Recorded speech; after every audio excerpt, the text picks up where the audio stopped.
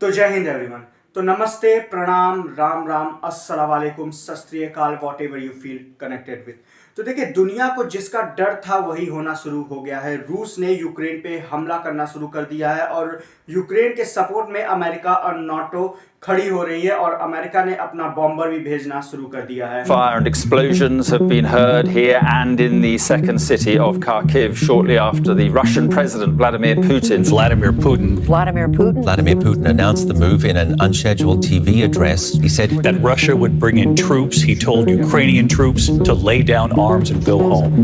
Any attempt to interfere with this Russian action would lead to, quote, consequences they have never seen. After Russian troops were told to lay down their arms, social media became a window into the new reality, showing the impacts of what appeared to be missiles being launched into Ukraine. Russia Ukraine में बड़ी तेजी से घुसते जा रही है और attack करते जा रही है। यहाँ तक कि यूक्रेन के मल्टीपल सिटीज़ में भी ब्लास्ट देखने को मिले हैं। रूस जो है मिसाइलें जो है छोड़ रहा है यूक्रेन पे। इससे जो अब यूक्रेन की जनता है वो भी त्रस्त हो गई और अपने घरों को, अपने मकान को छोड़ के, इवन अपने देश को छोड़ के वो भागना चाह रही है। ये जो हालात है वो पहले से ही खराब चल रहे हैं। न्यूज़ आई थी कि 10 नवंबर 2021 को रशिया ने अपने जितने भी सोल्जर्स हैं उनको अरेंज करना शुरू कर दिया है यूक्रेन के बॉर्डर पे। फिर 28 नवंबर को इस बात का क्लैरिफिकेशन हो गया था कि रशिया के 1 lakh soldier, more than 1 lakh soldier इस समय कहां पे अरेंज कर दिए गए थे। तो उस समय अरेंज कर दिए गए थे यूक्रेन और रूस के बॉर्डर पर। और रशिया के इस कदम के बाद जो इसने कदम उठाया, अमेरिका ने भी रशिया को इनडायरेक्टली जो है ये धमकी भी दिया था कि अगर रशिया ने यूक्रेन के खिलाफ कुछ भी किया तो हम उसकी ईंट से ईंट बजा देंगे। यानी कि अगर यूक्रेन को कुछ भी होता है रशिया द्वारा तो अमेरिका का करारा जवाब मिलेगा। Putin directly that if Russia further invades Ukraine, the United States and our European allies would respond with strong economic measures. America ने ये तक बयान दे दिया कि अमेरिका की जो इंटेलिजेंस रिपोर्ट थी उसमें ये तक बयान लोगों ने दे दिया कि 16 फरवरी 2022 को रूस क्या करेगा, हमला करेगा यूक्रेन पे।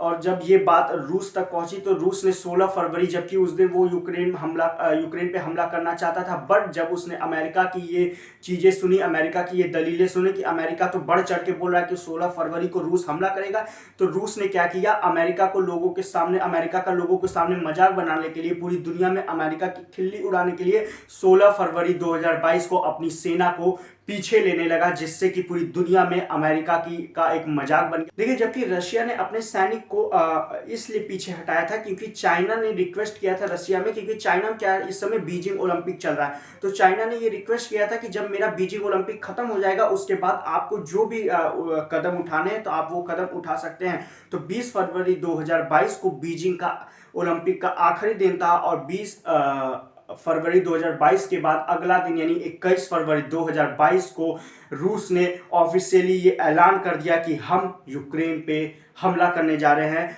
अगर यूक्रेन हमारी कही हुई बात को नहीं मानता है तो। Day of lashing out at NATO, Putin made an explosive announcement on state television. I think it is necessary to make a long overdue decision to immediately recognize the independence and sovereignty of the Donetsk People's Republic and the Luhansk People's Republic. रूस क्या था, जो रूस था वो 1991 से पहले जो है क्या था, वो यूएसएसआर था। 1991 में अमेरिका के प्रेशर में आके यूएसएसआर का विभाजन हो गया, यूएसएसआर डिवाइड हो गया 15 डिफरेंट कंट्रीज में, और उन्हीं 15 डिफरेंट कंट्रीज में एक कंट्री था यूक्रेन। तो यूक्रेन पहले 1991 से पहले रशिया का ही पार्ट था, बट उसके बाद वो डिवाइड हो गया। 1991 के बाद से वो क्या हो गया, यूक्रेन एक अलग कंट्री बन गया। और यूक्रेन जब कंट्री एज अ बना तो 1991 से लेकर 2014 तक इसके बीच में के संबंध बहुत ही ठीक ठाक चल रहे थे, बहुत ही अच्छे चल रहे थे, और इनके बीच में कोई भी, रशिया और यूक्रेन के बीच में कोई भी कॉन्फ्लिक्ट हम लोग को सुनने को नहीं मिला था। बट 2014 के बाद से ये चीजें शुरू हो गई। देखिए, 2014 में पेट्रोजोइक जो है यूक्रेन के प्रधानमंत्री बने, प्रेसिडेंट बने, और यूक्रेन के प्रेसिडेंट बनने के बाद जो पेट्रोजोइक थे वो शुरू से ही रशिया के इन्फ्लुएंस में रहते थे। उनका जो पूरा झुकाव था वो शुरू से ही रशिया की तरफ था। अमेरिका ने उन्हें इनविटेशन दिया कि आप हमारे जो यूरोपियन यूनियन है उसमें शामिल हो जाइए।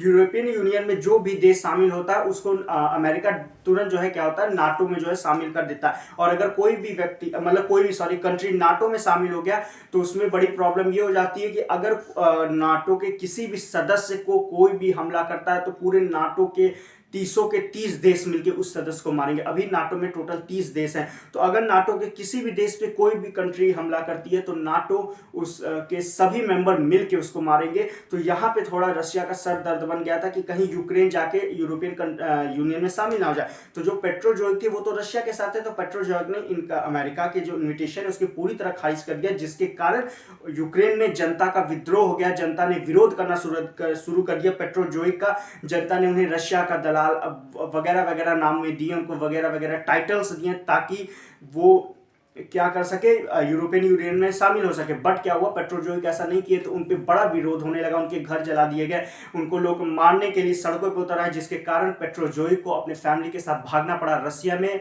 और उसके बाद यूक्रेन के पब्लिक ने अपना खुद का प्रेसिडेंट वहां पे बनाया, और वो प्रेसिडेंट ने मान्यता दे दी 2014 में कि हम क्या करेंगे, 2015 में ये मान्यता दे दी कि हम जाके मिलेंगे, हम जाके यूरोपियन यूनियन में जाके मिलना चाहते हैं। और जब ये बयान आया यूक्रेन के प्रेसिडेंट का कि हम यूरोपियन यूनियन में शामिल होना चाहते हैं, तो रूस गुस्सा हुआ, और जो यूक्रेन के नीचे एक छोटा सा आइसलैंड है क्रीमिया, तो रूस ने उस क्रीमिया पे हमला करके क्रीमिया को कब्जा किया। और ये कब्जा इसीलिए था कि ये कब्जा करके वो दिखा दिया कि अभी तो सिर्फ तुम्हारा एक आइसलैंड गया है, अगर तुम दोस्ती बढ़ाओगे अमेरिका से तो तुम्हारा पूरा देश जा सकता है। तो 2015 में फिर एक समझौता हुआ रशिया और यूक्रेन के बीच, जिसमें कि रशिया और यूक्रेन के बीच एक समझौता कि हम अब आपस में लड़ाई नहीं करेंगे। बट 2017 में फिर से क्या हुआ, फिर से जो है जो यूक्रेन के प्रेसिडेंट थे उन्होंने ट्वीट करके बोल दिया कि हम यूरोपियन यूनियन में शामिल होना चाहते हैं, ये हमारा व्यक्तिगत डिसीजन है। देखिए, रूस को कोई प्रॉब्लम नहीं है कि यूक्रेन जाके यूरोपियन यूनियन से जुड़ता है। रूस को प्रॉब्लम है कि अगर यूक्रेन नाटो से जुड़ जाता है, यानी नॉर्थ अटलांटिक ट्रीटी ऑर्गेनाइजेशन, अगर उससे जुड़ जाता है तब जाके बड़ी प्रॉब्लम हो जाएगी। क्योंकि क्या है कि जो नाटो है, नाटो के कुछ पॉलिसी होते हैं कि जो भी कंट्री नाटो के तहत है वो लोग आपस में अपने एक दूसरे की सेना एक दूसरे की कंट्री में भेज सकते हैं। तो अगर यूक्रेन नाटो में जुड़ जाता है तो अमेरिका क्या करेगा, अपनी सेना को यूक्रेन में लाके रख देगा, और यूक्रेन और अमेरिका का बॉर्डर आपस में मिलता है। यानी कि देखा जाए तो जो अमेरिका और रूस जो बड़े दुश्मन हैं, जो इतने दूर हैं, यूक्रेन के नाटो में आने से वो अमेरिका उसके और करीब आ जाएगा, जिससे ये चीजें सरदर्द बन सकती हैं रूस के लिए, सरदर्द बन सकती हैं रूस जैसे बड़े देश के लिए। एक्चुअली जो नाटो है, नाटो का आर्टिकल 5 ये कहता है कि आप जो नाटो के ग्रुप के मेंबर हैं उनको अगर कोई भी उन पे हमला करता है तो पूरे नाटो के 30 के 30 मिलके उनको मारेंगे। और अगर 30 के 30 मिलके रशिया पे हमला कर दिए तब तो भाई रशिया का टूटना जाहिर सी बात है। यहाँ पे चीजें यूक्रेन को लेके चल रही है, बट जो रियल प्रॉब्लम है अमेरिका और रूस का है। अमेरिका चाहता है कि जो रूस का वर्चस्व है, रूस की जो ताकत है, जो रूस सुपर पावर में आता है, उसके वर्चस्व, उसके ताकत, उसके सुपर पावर को खत्म कर दिया जाए। यूक्रेन तो सिर्फ एक सहारा है, एक जरिया है, कोई गलती नहीं है यूक्रेन की। जैसे फिलिस्तीन का सहारा लेके सऊदी अरब और यमन ओमन ऑर्गेनाइजेशन ऑफ इस्लामिक कंट्री के 57 देश इजराइल से भिड़ना चाहते हैं, लेकिन उन्होंने अपना जरिया किसको बनाया, फिलिस्तीन को। और इसमें प्रॉब्लम किसको होता है, क्या इजराइल को कभी प्रॉब्लम हुआ, क्या ऑर्गेनाइजेशन ऑफ इस्लामिक कंट्री को प्रॉब्लम हुआ? नहीं, बस प्रॉब्लम किसको होते हैं, तो प्रॉब्लम सिर्फ फिलिस्तीन को होते हैं, फिलिस्तीन के लोगों को होते हैं, क्योंकि फिलिस्तीन जरिया बनता है। ये जो यूक्रेन है, यूक्रेन के राइट साइड में 2 सिटी है, ड्यूनस और लुहांस्क। तो रूस ने क्या किया, वहां पे कुछ विद्रोहियों को भेज दिया। विद्रोहियों को भेजने के साथ साथ कुछ अपने हथियार वगैरह भी दे दिए, और हथियार वगैरह देने के बाद कहा आप इस यहाँ पे विद्रोह करो कि मुझे यूक्रेन से अलग होना है।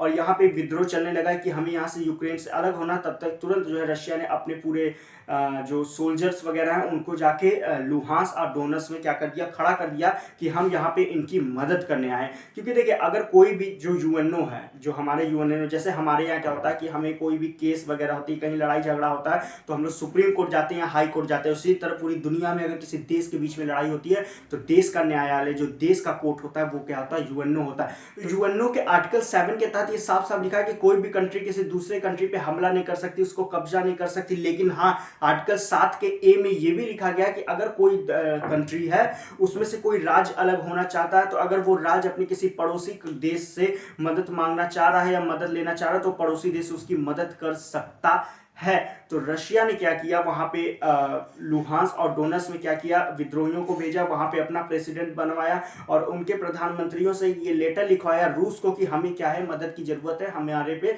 यूक्रेन के सैनिक अत्याचार कर रहे हैं, हमें एक अलग देश चाहिए। तो वहाँ पे रशिया अपने सोल्जर्स को खड़ा कर दिया कि अगर यूएनओ में ऐसी बात आए तो यूएनओ में साफ साफ रशिया ये कह के बच सके कि मैं यूक्रेन पे हमला करने नहीं गया था, बल्कि मैं लुहांस्क और डोनेट्स्क जैसे लुहांस्क और डोनेट्स्क जो कंट्री बन रहे हैं उसको बचाने गया था, उनके सिक्योरिटी में गया था। कि यूक्रेन को कैसे रशिया ने घेर लिया, सामने से राइट साइड में दो सिटीज हैं, लुहांस्क और डोनेट्स्क, वहां से घेर लिया। ऊपर से बेलारूस है जो कि पूरी तरह समर्थक है रशिया, वहां पे भी रशिया ने अपने सैनिक वगैरह को लगा दिए। नीचे जो है क्रीम है, आइसलैंड से घेरी लिया। मतलब एक तरह से देखा जाए तो रशिया ने यूक्रेन को चारों तरफ से घेर लिया, चाहे वो वायु सेना हो, थल सेना हो या फिर जल सेना हो, तीनों सेनाओं से क्या किया गया है, यूक्रेन को घेर लिया गया है। तो आप अब एक क्वेश्चन ये मन में आता, आप लोग को लग रहा होगा तब तो ये रूस गलत कर दिया विद्रोहियों को भेज के कि आप यहाँ विद्रोह करिए, हमसे लेटर लिखवाइए। तो सेम यही काम अमेरिका ने लीबिया के साथ किया था, यही काम अमेरिका ने इराक में किया था, यही काम अमेरिका ने सीरिया में किया था,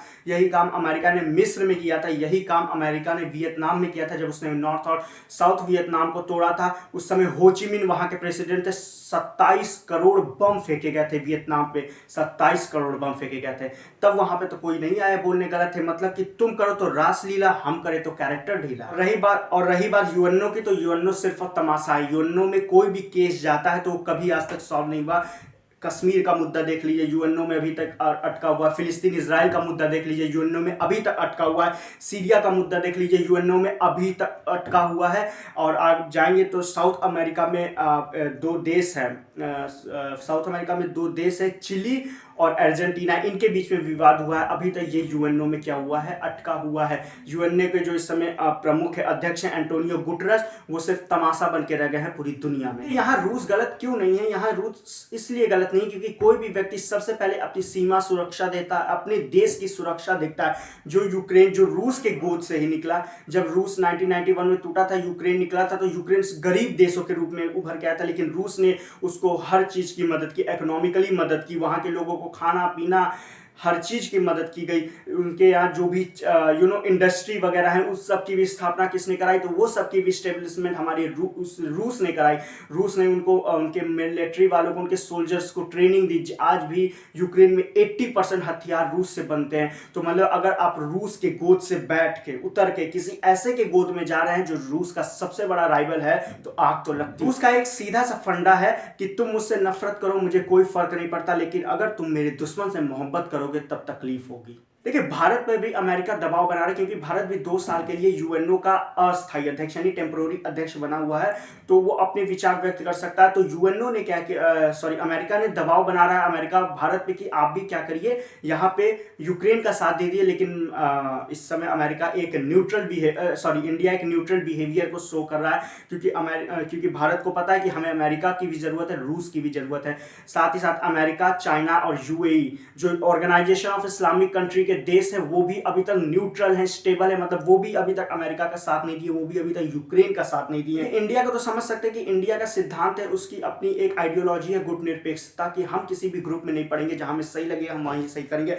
चाइना इसलिए नहीं दिया क्योंकि China is a best friend of Russia, China best friend है रशिया का। चाइना तो ये चाह रहा है कि अमेरिका का साथ दे दे भारत, ताकि हम जो है रूस को भारत के खिलाफ भड़का सकें, क्योंकि रूस चाइना बेस्ट फ्रेंड है, लेकिन उससे भी ज्यादा बेस्ट फ्रेंड रूस और इंडिया है। और इसीलिए इंडिया ना अमेरिका का साथ छोड़ा है ना रशिया का साथ छोड़ा। चाइना क्योंकि रशिया के साथ है तो ऑब्वियस सी बात नहीं दे रहा। और ऑर्गेनाइजेशन यूएई है, उस यूएई भी अपना जो है इस समय स्टेबल इसलिए क्योंकि यूएई, ईरान ईरान और रशिया, ये तीनों हैं जो कि आपस में मतलब कि एक साथ मिलकर पेट्रोलियम का उत्पादन करते हैं और पूरे विश्व भर में बेचते हैं। तो इन लोग भी एक तरह से देखा जाए तो बिजनेस पार्टनर के तौर पे हैं। तो ये भी, इसने भी इनडायरेक्टली रशिया का साथ दिया है कि रूस ने यूक्रेन को पूरी तरह से घेर लिया है और कोई भी कंट्री मदद को नहीं आई है। जो अमेरिका ने कहा था कि बहुत बुरा हो जाएगा, उसने भी सिर्फ अपने बॉम्बर भेजने शुरू किए, वो भी जो है खुल के जो यूक्रेन का मदद नहीं कर रहा है। इससे ये साफ जाहिर होता है और ये दुनिया के लिए एक सीख भी है कि अगर आप मुसीबत में पड़ते हैं तो आपकी मदद सिर्फ आप खुद कर सकते हैं और कोई नहीं, क्योंकि अंधेरे में आपकी खुद की परछाई भी आपका साथ छोड़ देती है। देखिए, रूस क्या चाहता है, रूस सिर्फ इतना ही चाहता है कि जो यूक्रेन है वो हमें रिटर्न लिख के ये दे दे कि हम यूरोपियन यूनियन में शामिल हो जाएंगे, ठीक है, बट हम जो है नाटो में नहीं शामिल होंगे एज अ मेंबर के रूप में। यूक्रेन के नीचे एक देश है मोल्डोवा, तो रशिया ने उस पर भी कब्जा कर लिया और उस पर भी अपनी सैनिकों को बैठा के रखा। मतलब एक तरह से आप देखिए तो नॉर्मली यूक्रेन ने को चारों तरफ से घेर लिया है रूस ने। और इंडिया को एक बार सपोर्ट करने से पहले अपने इतिहास को भी जान लेना चाहिए, अमेरिका के इतिहास को भी जान लेना चाहिए कि ये अमेरिका वही है जो 1965 में है, जब हमारी चाइना से युद्ध हो रही थी तो हमारे ऊपर एटम बम गिराने की धमकी दी थी। ये वही अमेरिका है जो 1971 में पाकिस्तान से जब हमारी लड़ाई हो रही थी तो पाकिस्तान के सपोर्ट में इसने अपने 7 फ्लीट जहाज को भेजा था ताकि वो हमारे विक्रांत को मार सके। तो उस समय रशिया ही था जिसने हमें 40 फ्लीट अपनी जहाज भेजी थी और 40 फ्लीट के जहाज से हमारी मदद की थी। ये वही रशिया है जब हमारे जब परमाणु बम एटम बम 1998 में बन गया था तो अमेरिका ने हमारे पे CTBT लगा दिया था, कंप्रेहेंसिव टेस्ट बैन ट्रीटी, कि आप अपने परमाणु बम का टेस्ट नहीं कर सकते। तो ये रूस ही था जिसने क्या किया, अमेरिका का खिलाफत किया और हमारे साथ हम खड़ा रहा, जिससे हम लोग 1998 में अपना परमाणु प्रशिक्षण कर सके। तो हम अपने इतिहास को नहीं भूल सकते। हम श्रीलंका के हम्बनटोटा जो एयरपोर्ट है उसको नहीं भूल सकते। हम जो है कोको आइसलैंड को, अंडमान निकोबार के कोको आइसलैंड को नहीं भूल सकते, जिसको हमने म्यांमार को एज ए गिफ्ट दिया था, लेकिन चाइना ने उस पर कब्जा कर लिया है। और उस समय रूस ने खिलाफ था, लेकिन अमेरिका जो है उसको वीटो पावर की शक्ति है, तो अमेरिका ने यूएनओ में वीटो पावर लगा के पूरी तरह से जो केस है उसको चाइना के पक्ष में डाल दिया।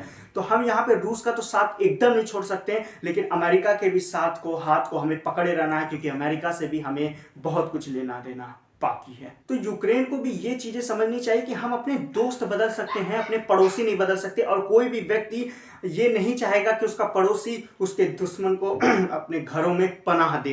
तो यहाँ पे अगर आप देखेंगे तो सिर्फ और सिर्फ अमेरिका, रशिया ही ये दो लोग हैं जो कि ग्लोबल लेवल पे टेररिज्म को बढ़ावा देते हैं, प्रमोट करते हैं। और इनमें फंसते कौन है, छोटे मोटे लोग फंस जाते हैं। वो कहते हैं ना, इनको क्यों जो है ये क्यों बढ़ावा दे रहे हैं टेररिज्म को, क्योंकि इनको बिजनेस करना, इनको धंधा करना है, इनको धंधा करना। किसका धंधा, तो ये लोग बंदूकों का धंधा करते हैं, हथियारों का धंधा करते हैं।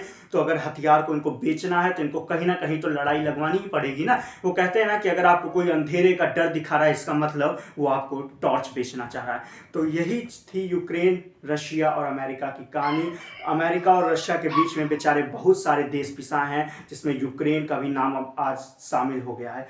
तो चलिए मिलते हैं फिर एक नए क्लास में एक नए फैक्ट के साथ। तब तक आप लोग अपने घर में रहिए, सुरक्षित रहिए and do very good, take care of yourself. Thank you, Jai Hind.